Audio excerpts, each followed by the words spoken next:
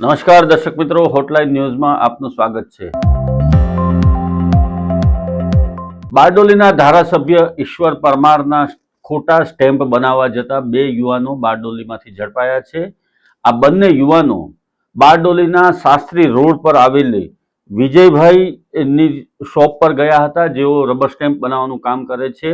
એમને ત્યાં ગયા અને એમણે ડુપ્લિકેટ સ્ટેમ્પ બનાવવા માટેનું એમને કહ્યું હતું કે આ પ્રમાણેના અમને સ્ટેમ્પ બનાવી આપો, જેથી વિજયભાઈને શંકા ગઈ અને એમણે ઓથોરિટી લેટર માંગ્યો હતો એમની પાસે। એમની પાસે ન હોવાથી તેઓ વાતમાં ગલ્લા તલ્લા કરવા લાગ્યા હતા।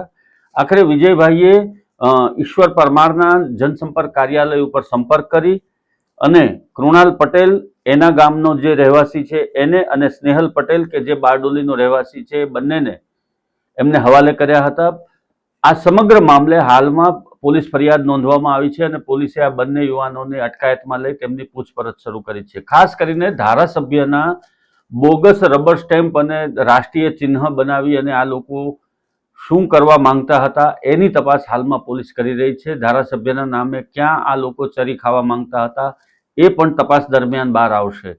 હાલમાં સમગ્ર મામલે બારડોલી પોલીસ દ્વારા તપાસ કરવામાં આવી રહી છે અને આ લોકોનો ઈરાદો શું હતો એની વિગતો ટૂંક સમયમાં જાહેર થશે।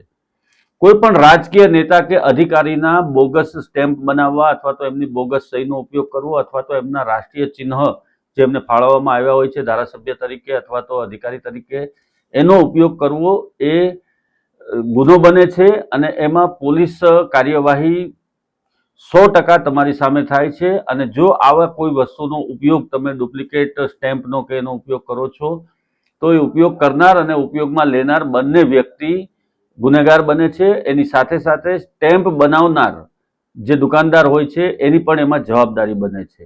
એટલે ક્યારેય પણ કોઈ પણ સ્ટેમ્પ ઉપર સીધો ભરોસો ન કરવો, એની ખરાઈ કરવી અને ત્યાર પછી જ લોકોએ નિર્ણય લેવો જોઈએ। નહીતર આ રીતે ડુપ્લિકેટ સ્ટેમ્પ કે ડુપ્લિકેટ સાઇન કે ડુપ્લિકેટ રાષ્ટ્રીય ચિહ્નનો ઉપયોગ કરી અને લોકો તમારી સાથે છેતરપિંડી કરી શકે છે।